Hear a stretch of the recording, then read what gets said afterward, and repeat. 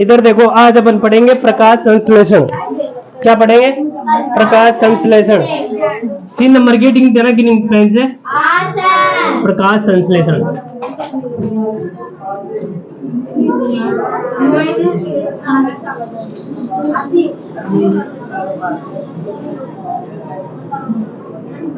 इधर देखो, प्रकाश संश्लेषण का मतलब क्या होता है? पौधे अपना भोजन क्या करते हैं? स्वयं बनाते हैं। ठीक है, तो वो भोजन बनाने की जो प्रोसेस है उसे अपन क्या बोलते हैं? प्रकाश संश्लेषण। अब इसके लिए, प्रकाश संश्लेषण होने के लिए कम से कम 4 चीजें चाहिए। अगर इन चारों चीजों में से अगर एक भी चीज अनुपस्थित रहती है तो क्या नहीं होगा? प्रकाश संश्लेषण नहीं होगा। क्या क्या चाहिए? एक तो चाहिए CO2। क्या चाहिए? CO2। एक चाहिए H2 यानी जल। ठीक है, एक क्या चाहिए? सूर्य का प्रकाश। और एक क्या है? क्लोरोफिल। अगर इन चारों चीजों में से अगर एक भी चीज अनुपस्थित रहती है तो प्रकाश संश्लेषण की क्रिया नहीं होगी, यानी जो पौधों के अंदर जो भोजन बनेगा वो नहीं बन पाएगा। ठीक है ना? अब इधर देखो, अब जो कार्बन डाइऑक्साइड है, सबसे पहली बात तो प्रकाश संश्लेषण पौधे के कौन से भाग में होता है? कहाँ पे होता है? पौधे के कौन से भाग में होता है प्रकाश संश्लेषण? पत्तियों पर होता है क्या? लेकिन बहुत से पौधे होते हैं जिनमें पत्तियां नहीं होती। नहीं होती ना? रेगिस्तान में कहाँ पत्तियां होती है? पेड़ पौधों में नहीं होती ना? वहां पे तो तना ही रहता है, लेकिन वहां पे भी प्रकाश संश्लेषण होता है। ठीक है, तो तने पे भी क्या पाए जाते हैं? क्लोरोफिल पाया जाता है। और क्या पाए जाते हैं? रंध्र पाए जाते हैं। ठीक है, तो वहां पे भी क्या होता है? प्रकाश संश्लेषण होता है। ठीक है, अब इधर देखो, अपन को तो अभी पत्ती का याद रखना है बेटा। अपन को प्रकाश संश्लेषण और कहाँ पे करवाना है? पत्ती पे। ठीक है, अब इधर देखो, ये एक रिएक्शन होती है प्रकाश संश्लेषण के अंदर। 6CO2 plus 12H2O। ठीक है बेटा, सूर्य का प्रकाश और क्लोरोफिल। अब इससे क्या क्या उत्पाद बढ़ेंगे बेटा?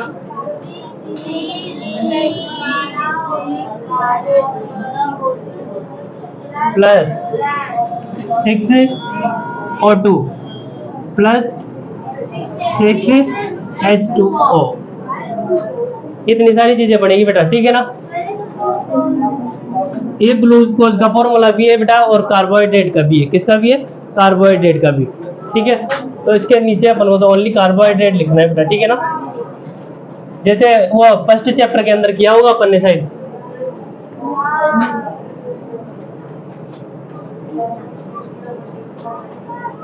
कार्बोहाइड्रेट। अब इधर देखो बेटा, ये पौधा होता है। ठीक है, और ये क्या है यहाँ पे अपने पास? सूर्य। अब सूर्य से ये पत्ती होती है ना बेटा, पत्ती के ऊपर क्या होता है?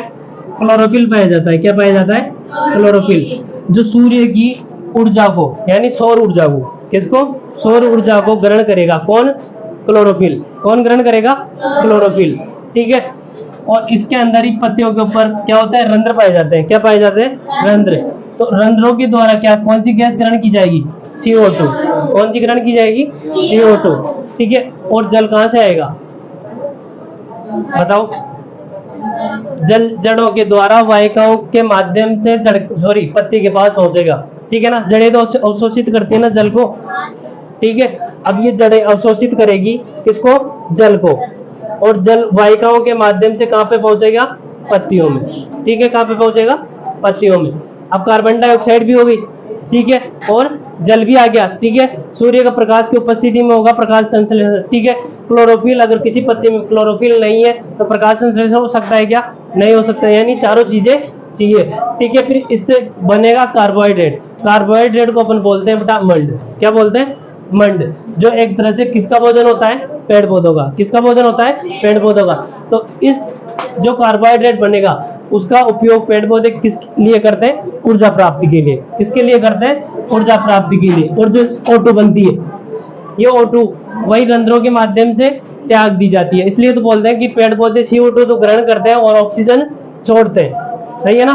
तो इस रिएक्शन में क्या बन रही है? ऑक्सीजन। तो ऑक्सीजन का क्या कर देंगे? वो त्याग कर देंगे, यानी ऑक्सीजन छोड़ देंगे और बचा जल। तो जल भी किसके? वाष्पोत्सर्जन समझते हो ना? वाष्पोत्सर्जन, जल का भाप बनकर उठना। ठीक है, तो यानी जल यहाँ से पत्तियों के माध्यम से भाप बनकर उड़ जाएगा, यानी जल का क्या हो जाएगा? वाष्पोत्सर्जन हो जाएगा। ठीक है, आ गई सारी प्रोसेस समझ में। अब क्या समझ में नहीं आया? लिखो बेटा, पहले लिखो। हरे पादप की वह क्रिया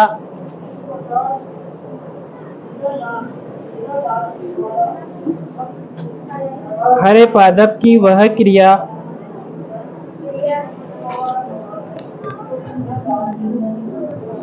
जिसमें हरित लवक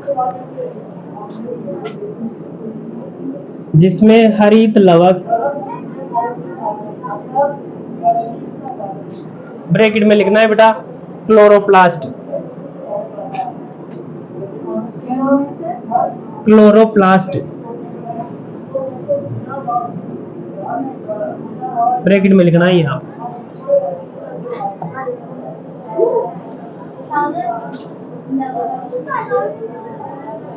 हरे पादप की वह क्रिया जिसमें हरित लवक, ब्रैकेट में लिख लो क्लोरोप्लास्ट, सूर्य की प्रकाश की उपस्थिति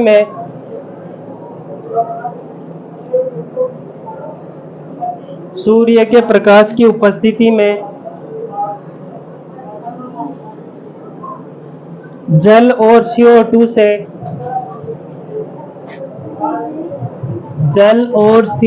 से कार्बोहाइड्रेट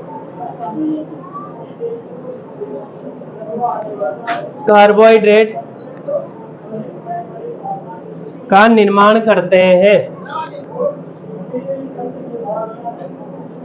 कार्बोहाइड्रेट का निर्माण करते हैं और O2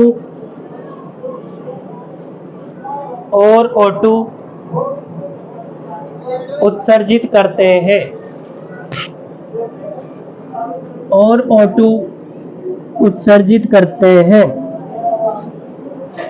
उसे प्रकाश संश्लेषण कहते हैं।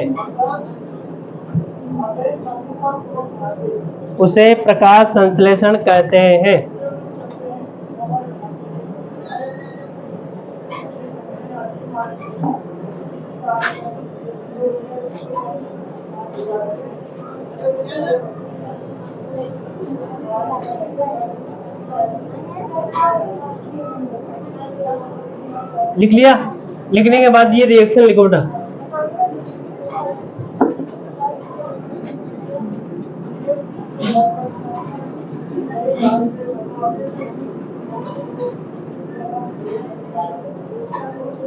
ये रिएक्शन अच्छे से याद रखना।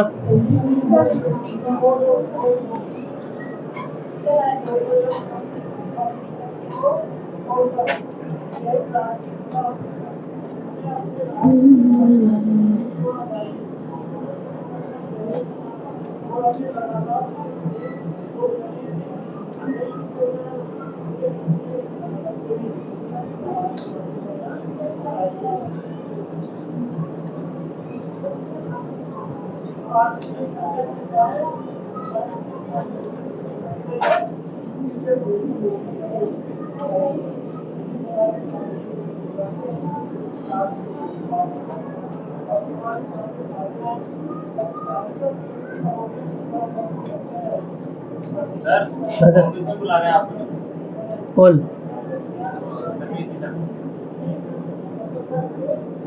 ठीक है, जा रहा हूँ।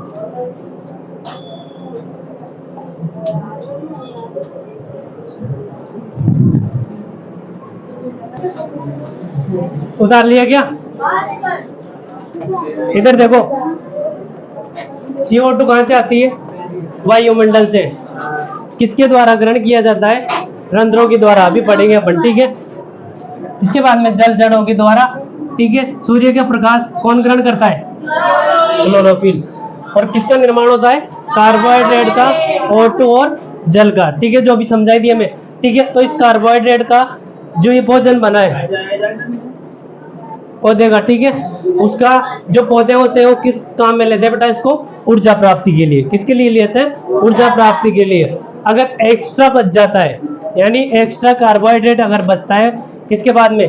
पौधे के पास में, तो वो क्या करते हैं? इसको स्टार्च या मंड के रूप में क्या कर देते हैं? स्टोर कर लेते हैं, ठीक है। अब वो स्टोर कर लेते हैं तो कभी कभी जैसे मानो 3-4 दिन तक अपन किसी पौधे को उठाकर छाया में रख दिए, किसमें रख दिए? छाया में। तो छाया में रखने के बाद भी वो खराब नहीं होता, 4-5 दिन तक नहीं होता ना। क्यों? क्योंकि उसके पास एक्स्ट्रा कार्बोहाइड्रेट बचा हुआ होता है, ठीक है। तो वो उसका यूज कर लेता है, किसके लिए? एनर्जी प्राप्त करने के लिए, ऊर्जा प्राप्त करने के लिए, ठीक है। अब इसके नीचे लिखो, लिखो प्राप्त कार्बोहाइड्रेट का उपयोग, प्राप्त कार्बोहाइड्रेट का उपयोग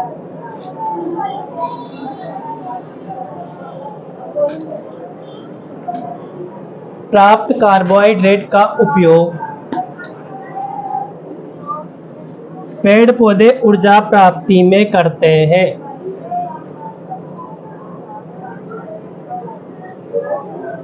पेड़ पौधे ऊर्जा प्राप्ति में करते हैं।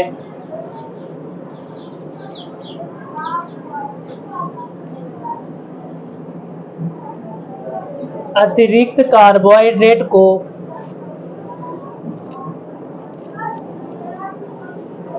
अतिरिक्त कार्बोहाइड्रेट को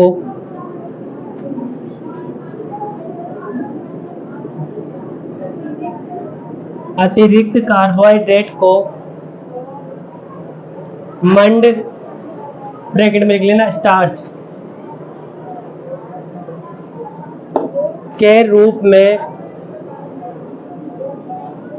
मंड या ब्रैकेट में लिख लेना स्टार्च के रूप में संग्रहित कर लिया जाता है। मंड ब्रैकेट में स्टार्च लिख लिया, के रूप में संग्रहित कर लिया जाता है।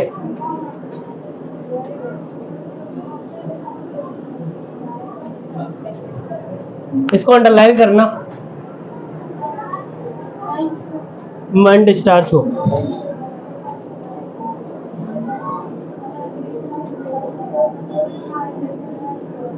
के रूप में संग्रहित कर लिया जाता है और आवश्यकता होने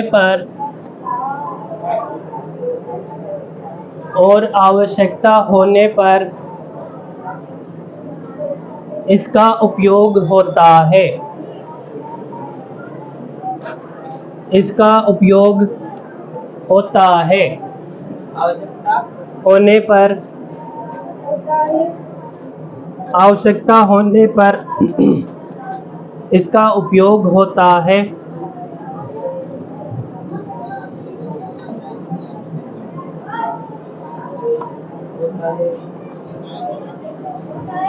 मनुष्य में भी, इसी में लिखना है बेटा, मनुष्य में भी भोजन से प्राप्त ऊर्जा का एक भाग, मनुष्य में भी भोजन से प्राप्त ऊर्जा का एक भाग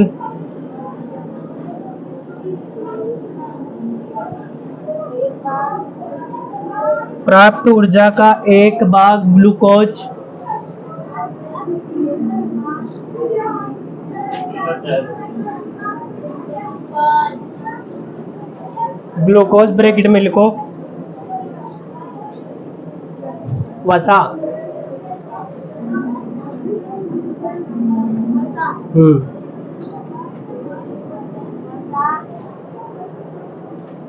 के रूप में संचित रहता है। के रूप में संचित रहता है,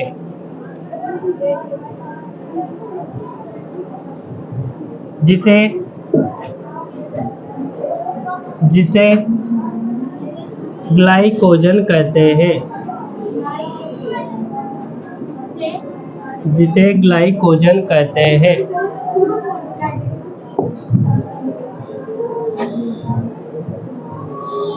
जिसे ग्लाइकोजन कहते हैं,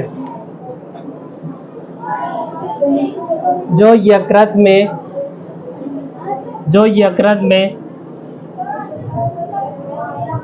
संचित रहता है,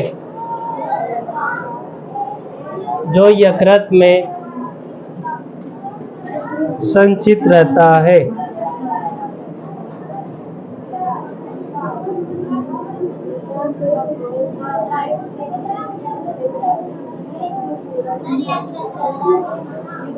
ग्लाइकोजन के रूप जो यकृत में संचित रहता है, यकृत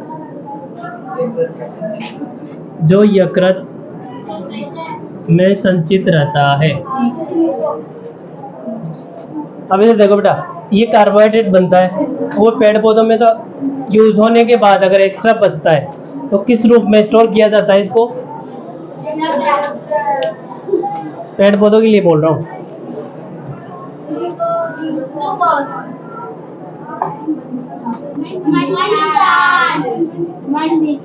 मंडी स्टार्च के रूप में स्टोर किया जाता है। अब ये मंडी स्टार्च के रूप में कहाँ पर स्टोर होता है? ये पत्तियों में स्टोर होता है। कहाँ पे स्टोर होता है? पत्तियों में। ठीक है।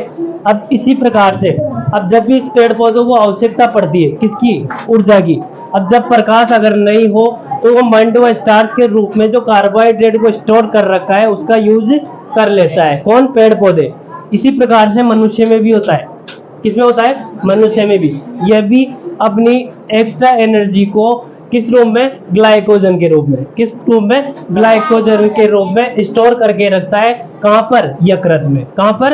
यकृत पर। और आवश्यकता पड़ने पर इसका यूज किया जाता है। ठीक है। जिस प्रकार से अपन खाना क्यों खाते हैं? ऊर्जा प्राप्ति के लिए। ठीक है। लेकिन अगर 2 दिन तक अगर खाना नहीं खाए तभी अपन को क्या मिलती रहती है? एनर्जी तो मिलती रहती है ना।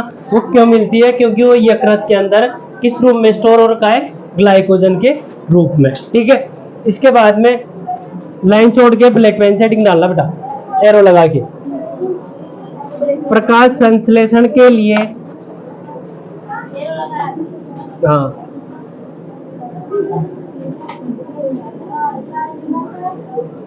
एरो लगा के ब्लैक पेन से लिखना।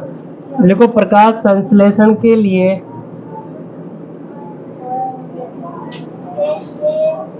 कच्ची सामग्री, प्रकाश संश्लेषण के लिए कच्ची सामग्री पौधा, प्रकाश संश्लेषण के लिए कच्ची सामग्री पौधा निम्न प्रकार से प्राप्त करता है।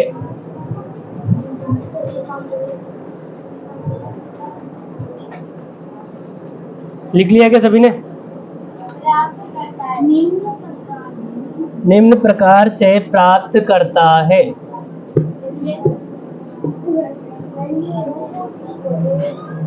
अब इसमें 3 पॉइंट लिखेंगे अपन। नीले पेन से लिखना है बेटा ना। फर्स्ट पॉइंट लिखो, लिखो सूर्य का प्रकाश, सूर्य का प्रकाश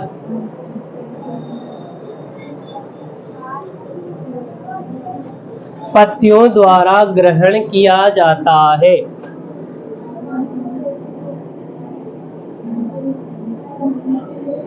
सूर्य का प्रकाश पत्तियों द्वारा ग्रहण किया जाता है। सेकंड पॉइंट लिखो,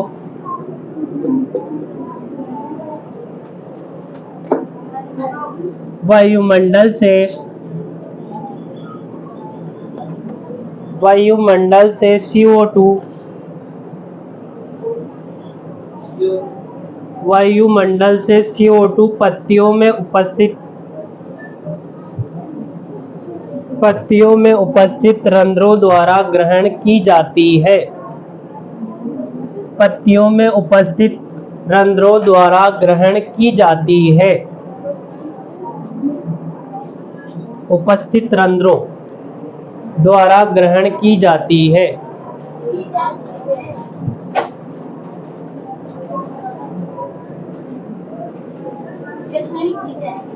लिख लिया। तीसरा पॉइंट लिखो, मृदा से, मृदा मिट्टी, मृदा से, मृदा से जल जड़ों द्वारा, मृदा से जल जड़ों द्वारा अवशोषित किया जाता है। मृदा से जल जड़ों द्वारा अवशोषित किया जाता है।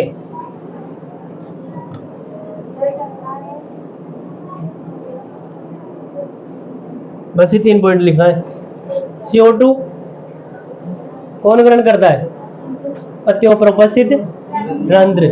जल जड़ों द्वारा अवशोषित किया जाता है। सूर्य का प्रकाश पत्तियों पर उपस्थित क्लोरोफिल, लेकिन नहीं लिखवाया है, लेकिन तुम्हारे को क्या याद रखना, ओनली पत्तियों द्वारा ग्रहण किया जाता है। ये तीनों पॉइंट ठीक है बेटा। इसके बाद में लाइन छोड़ो और ब्लैक पेन से हेडिंग डालनी वापस एरो लगा के लिखो, प्रकाश संश्लेषण के दौरान, प्रकाश संश्लेषण के दौरान,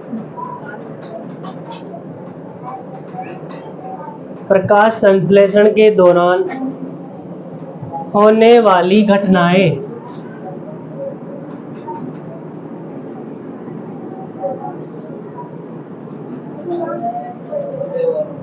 प्रकाश संश्लेषण के दौरान होने वाली घटनाएं, इसमें फर्स्ट वर्ड लिखना है।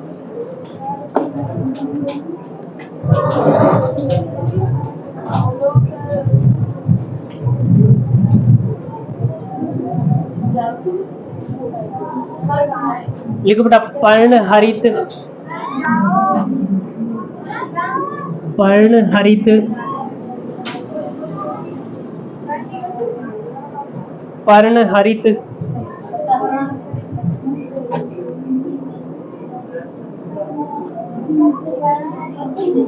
ब्रैकेट में लिखो क्लोरोफिल,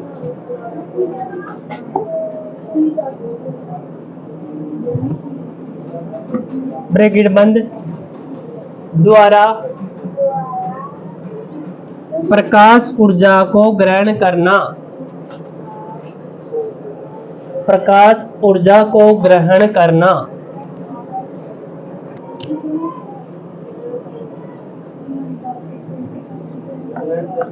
प्रकाश ऊर्जा को ग्रहण करना।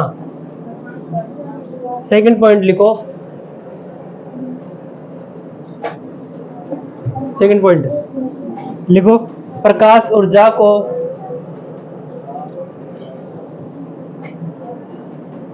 रासायनिक ऊर्जा, प्रकाश ऊर्जा को रासायनिक ऊर्जा, ब्रैकेट में लिख लो कार्बोहाइड्रेट,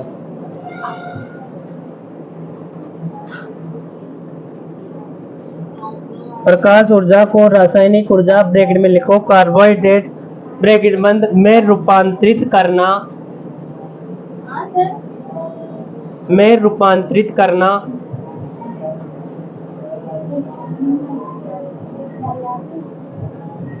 रूपांतरित करना और जल अणुओं का, जल अणुओं का H2 व O2, जल अणुओं का H2 व O2 में अपघटन होना,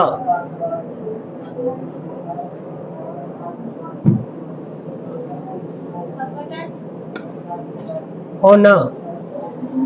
लिख लिया। तीसरा पॉइंट लिखो, CO2 का, CO2 का कार्बोहाइड्रेट, CO2 का कार्बोहाइड्रेट में अपचयन होना,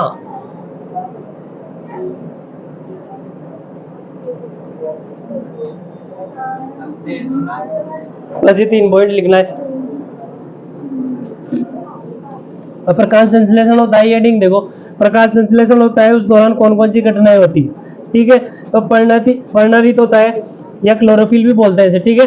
तो उसके द्वारा सूर्य का जो प्रकाश होता है यानी सौर ऊर्जा, उसको क्या किया जाता है, ग्रहण किया जाता है, ठीक है। इसके बाद में सेकंड पॉइंट है अपना, प्रकाश ऊर्जा को रासायनिक ऊर्जा, प्रकाशीय ऊर्जा को रासायनिक ऊर्जा यानी कार्बोहाइड्रेट में क्या किया जा रहा है, परिवर्तित किया जा रहा है, ठीक है। और जल काणु, ये जल काणु है ना, बताया इधर H2O 12 H2O, ये किस में अपघटित हो रहा है, H2 और O2 के अंदर, ठीक है। इस प्रकार से तीसरा जो पॉइंट है उसमें अपने पास CO2 का कार्बोहाइड्रेट में अपचयन। अब अपचयन किसे कहते हैं अपन बताइए तुम्हारे को, किसे कहते हैं बेटा,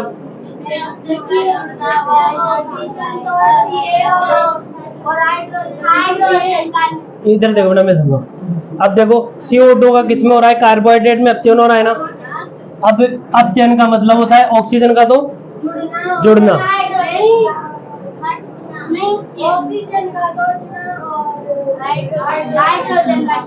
इधर देखो ना, अपचयन का मतलब होता है ऑक्सीजन का तो हटना, ऑक्सीजन का तो हटना और हाइड्रोजन का जुड़ना।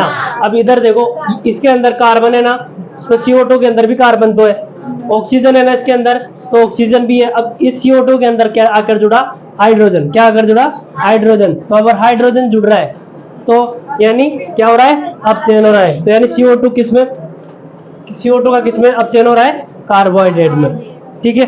इसके बाद में वो ग्रीन पेन से डी नंबर की हेडिंग डालो बेटा, ग्रीन पेन से, पत्ती की अनुप्रस्थ काट, पत्ती की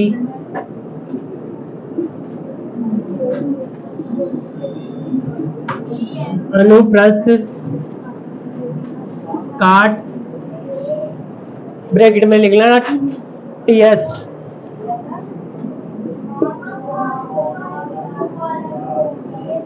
का अध्ययन,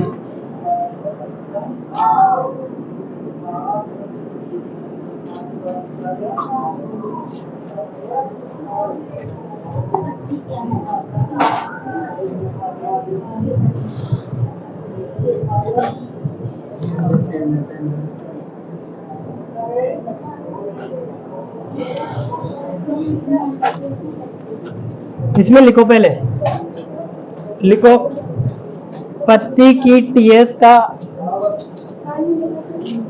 नीचे से लिखना है बेटा, पत्ती की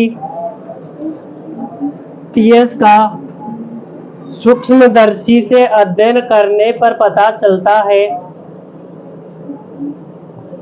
पत्ती की TS का सूक्ष्मदर्शी से अध्ययन करने पर पता चलता है,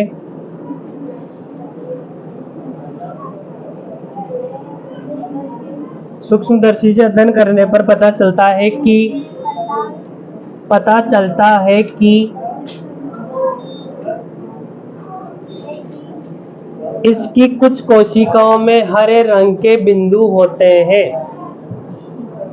इसकी कुछ कोशिकाओं में हरे रंग के बिंदु होते हैं,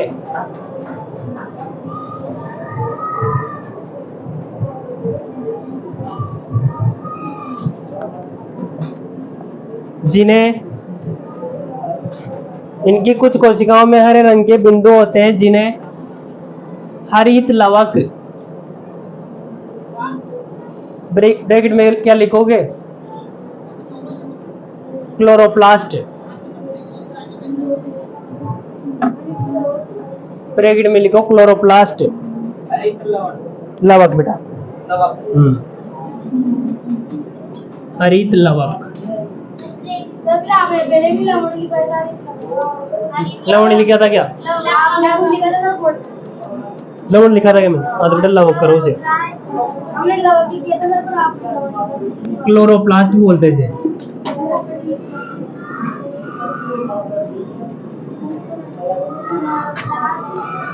कहते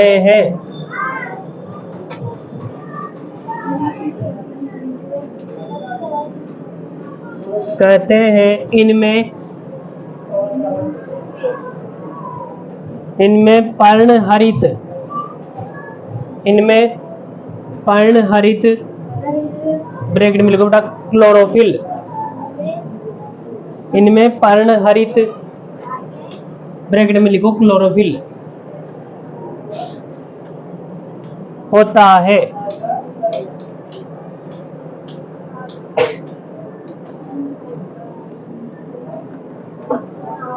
एक डायग्राम दे रखा है, बुक निकालो सभी। इसमें दे रखा है ना, एक पत्ती की अनुप्रस्थ काट, ये वाला डायग्राम बेटा। अब इसमें पत्ती है, इस पत्ती को किस प्रकार से काटा गया है, इस प्रकार से, ठीक है ना। एंड देख लो इसमें किताब के अंदर, देखो बेटा,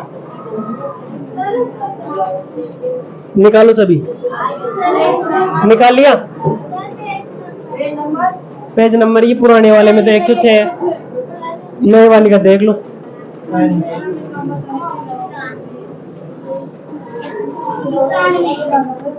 निकाल लिया।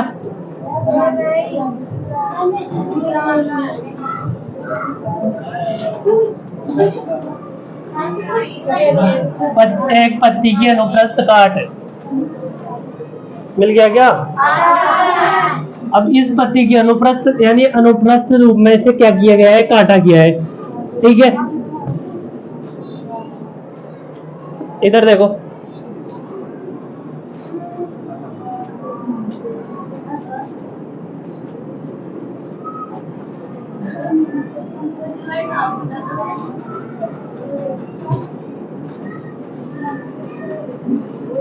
इधर देखो बेटा, ये पत्ती है, इस प्रकार वो कैसे काटा गया है, इस प्रकार से काटा गया है इसको। अब काटने के बाद ये जो हिस्सा है इसका, कौन सा वाला, ये इस हिस्से को किसकी सहायता से, यानी सूक्ष्मदर्शी की सहायता से देखा गया है, ठीक है। अब सूक्ष्मदर्शी की सहायता से देखने पर नीचे जो डायग्राम बन रहा है ना बेटा, उसको समझना है। उसमें अब ये ऊपर ही दे रखा है अपने पास, ऊपरी बाह्य त्वचा दे रखा है ना। अब ये ऊपर की जो त्वचा है ना बेटा, ये वाली जो ये ऊपर ही दे रखी है डायरेक्टली, समझ आ गया, ये ऊपर की ऊपरी बाह्य त्वचा, ठीक है। इसी प्रकार से इसके अंदर देख लो, निचली बाह्य त्वचा दे रखा है ना।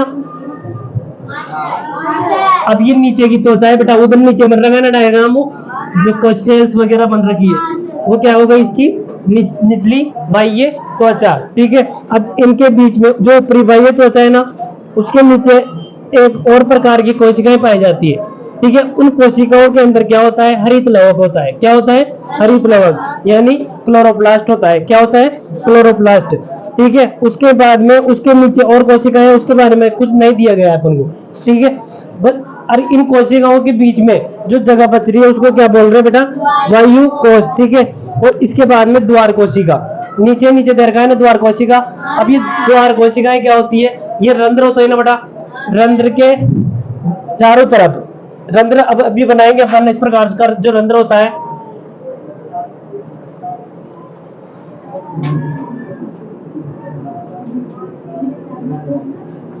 इस प्रकार का रंध्र होता है बेटा, ठीक है। अब ये क्या हो गया, ये तो क्या हो गया, रंध्र छिद्र हो गया, और ये क्या कहलाती है, इसकी द्वार कोशिकाएं। जो द्वार कोशिकाओं का काम होता है रंध्र को बंद करना और खोलना। अब ये जो रंध्र, ये अपन ने ये दे रखा है ना बेटा, यहाँ पे द्वार कोशिका, तो द्वार कोशिका सबसे नीचे परत, यानी निचली जो परत है वहीं पे दे रखा है ना अपन को। तो इसका मतलब अपन ये आइडिया लगा सकते हैं कि जो रंध्र होते हैं वो पत्ती के निचले सतह पर, जो पत्ती की निचली सतह होती है वहां पर सबसे अधिक मात्रा में क्या पाए जाते हैं, रंध्र पाए जाते हैं। ऊपर भी पाए जाते हैं पानी में तो, लेकिन अपने यहाँ पे नीचे दे रखा है ना, इसलिए दे रखा है क्योंकि पत्तियों की निचली सतह पर क्या पाए जाते हैं, रंध्र अधिक संख्या में पाए जाते हैं। तो ये डायग्राम तुम्हारे को बनाना है घर से बेटा, एग्जाम की दृष्टि से बहुत इंपॉर्टेंट है एग्जाम, हाँ ठीक है बेटा, ये घर से बनाना है। इधर देखो, इसमें से अगर पत्ती नहीं बनाओगे, मेरी बात सुनो, पत्ती बनाना कोई जरूरी नहीं है। यहां से नीचे का बेटा जो रेखा खींच रखी है ना, ये नीचे का डायग्राम तुम्हारे को बनाना है, ऊपर का नहीं बनाना, कोई जरूरत नहीं है। और नामकरण में एक पत्ती का अनुप्रस्थ काट, ये लिख देना है, और नीचे का डायग्राम घर से बनाना है। अब उसकी जगह छोड़ो, आराम से बनाना अच्छा डायग्राम।